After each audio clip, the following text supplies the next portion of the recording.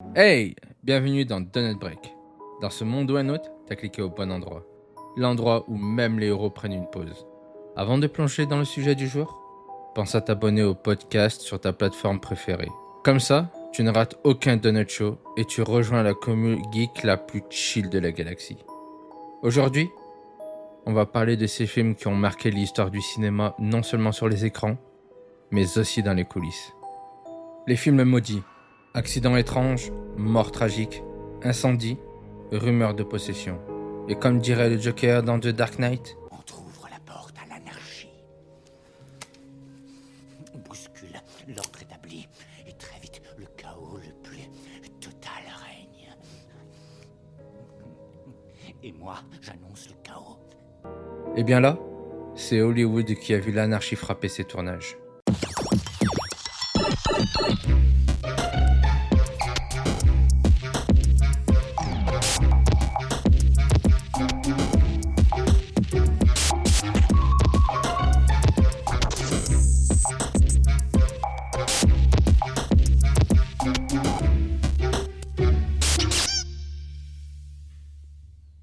Ferme les yeux et imagine. Tu es dans une salle obscure. Le film commence, tu frissonnes. Mais ce que tu ignores, c'est que l'horreur la plus réelle ne se trouve pas dans le scénario, mais derrière la caméra. Je vais te présenter 4 cas. Premier cas, Poltergeist. Film culte des années 80, avec Heather O'Rourke.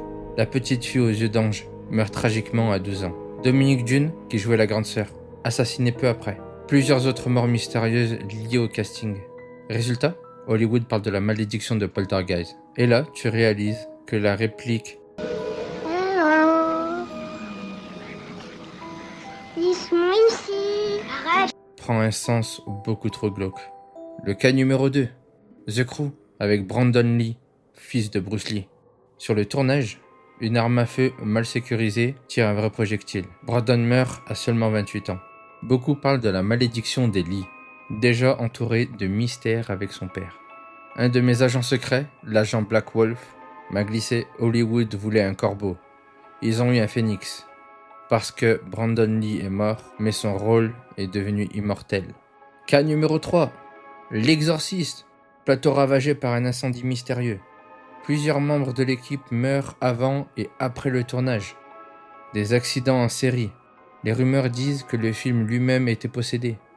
Au point où la production a fait venir un prêtre pour bénir le plateau. Et là, tu réécoutes la phrase culte. Tu connais la suite. Et tu te dis, ce tournage devait vraiment être hanté. Dernier cas, la malédiction de Superman. George Reeves, le Superman des années 50. Il est retrouvé mort d'une balle dans la tête, classé suicide. Mais beaucoup pensent à un meurtre jamais élucidé. Christopher Reeves, le Superman des années 70 à 80. Un accident de cheval l'a laissé tétraplégique. Il décède seulement à 52 ans. 2 drames qui ont fait naître ici une malédiction autour du rôle de Superman, renforcée par le malheur d'autres acteurs de la saga. À croire que Hollywood a installé un DLC malédiction, sauf que personne n'a cliqué sur accepter les conditions générales. Maintenant, c'est à toi. Tu crois vraiment au film maudit ? Ou est-ce que c'est juste le drame malchanceux amplifié par les médias ? Et surtout, est-ce que toi tu oserais jouer dans un film réputé maudit ? Imagine qu'on t'appelle dans un rôle dans le reboot de Poltergeist. Tu signes ou tu files direct comme si Freddy Krueger t'avait poursuivi ? D'autres films cultes si tu veux. Le Magicien d'Oz de 1939.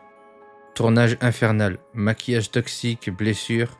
L'acteur de L'Homme de Fer blanc, intoxiqué, la sorcière brûlée. Rumeur persistante, une silhouette pendue visible en arrière-plan, d'une scène en réalité, un oiseau du décor. Atuk, scénario jamais porté à l'écran. Chaque acteur pressenti dans le rôle principal est décédé brutalement avant. Considéré comme le script le plus maudit d'Hollywood. La Passion du Christ, 2004. Jim Caviezel, frappé par la foudre. Pneumonie, épaule déboîtée. L'assistant réalisateur, frappé 2 fois par la foudre, lui aussi. Multiples accidents sur le tournage, alimentant l'idée d'un film protégé ou maudit. Comme dirait dans Le Parrain, un ami doit toujours laisser tomber ce qu'il fait pour aider un autre ami. Et bien là, Hollywood a laissé tomber beaucoup d'acteurs malgré eux. Balance ta réponse en commentaire. Je partagerai vos réflexions dans le prochain épisode. Ok les donettes, petit jeu rapide. Imagine que tu es un acteur ou une actrice d'Hollywood. On te propose 2 rôles. Mais les 2 films sont réputés maudits. Choix 1. Tu signes pour Poltergeist Reboot. Tu joues le père de famille, mais on t'annonce que 3 acteurs du casting ont déjà eu des accidents chelous. Choix numéro 2. Tu acceptes un rôle secondaire dans un remake de The Crow, mais sur le plateau, une rumeur court. Les armes utilisées ne seraient pas totalement sécurisées. Alors, tu as choisi ? Tape en commentaire ou le sondage Spotify. Team Poltergeist ou Team The Crow. Et si tu refuses de choisir, eh bien comme dirait Morpheus dans Matrix, choisis la pilule bleue et tout s'arrête. Après, tu pourras faire de beaux rêves et penser ce que tu veux. Choisis la pilule rouge, tu restes au pays des merveilles. Et on descend avec le lapin blanc au fond du gouffre. Sauf que là, aucune pilule te sauve.